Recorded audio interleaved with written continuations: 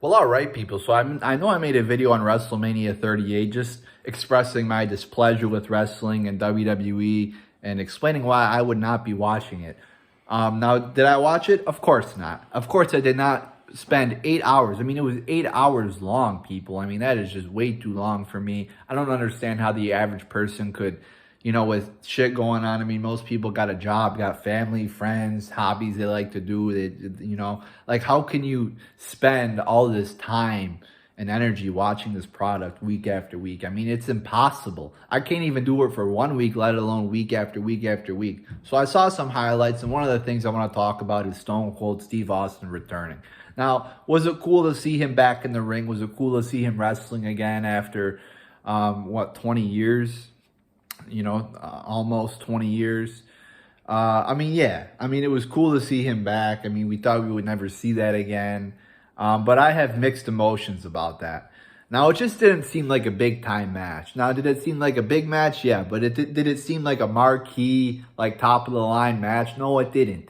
I mean, it's Kevin Owens. Is Kevin Owens an all-right wrestler? Is he an okay superstar? Yeah. But is he a big name? Does he have the name like a Batista or a Randy Orton or an Undertaker? No, he does not. He is kind of a mid-carder pretty much. He's held titles here and there, but is he a top superstar? No, he is not. So the fact that that was Austin's return match just right there off the bat does not seem satisfactory to me.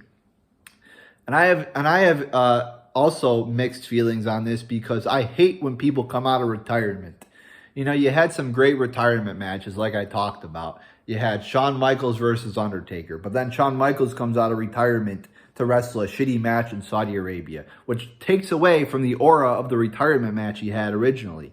Same thing with Austin. I mean, Austin versus Rock at WrestleMania 19 was a good way for Austin to go out. It was, still talked about today. Now you cannot say that was Austin's last match. So it's like this mixed feeling. Yeah, it's cool to see Austin back, but then it ruins your retirement.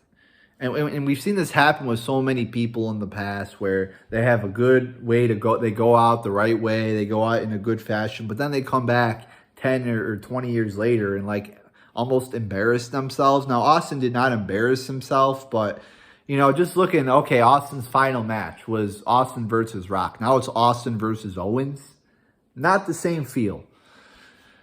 Now, I would not have minded if they would have done a little brawl or a little segment. Like, that actually would have been kind of cool. Just have a little, brawl or just an unsanctioned thing, not an official match, so that we could still say that Austin's last match was with Rock at WrestleMania 19.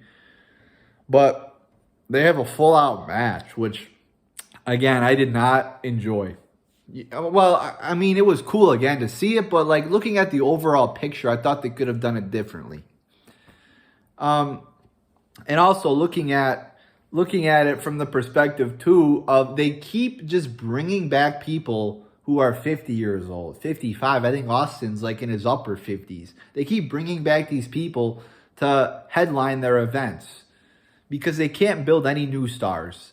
I mean, they've built Roman Reigns. I'll give them that. Roman Reigns is definitely a big star now. He is rising to that level. If he's not there yet, he's definitely almost there to big name. Not like I said, Kevin Owens is not a big name. Roman Reigns is a big name. But they keep having to pluck people out of the Attitude Era or the Ruthless Aggression Era, people that are way past their primes, or even celebrities like Pat McAfee and Johnny Knoxville, because they cannot build new talent. They can't build any mainstream talent because even everybody knows who John Cena is. Everybody knows who, Randy Orton is or Brock Lesnar is. But those are people that were headlining shows 10, 20 years ago. Now they can't build mainstream talent, and they can't even build talent that is big names just in the wrestling community. They can't build either. And it's embarrassing.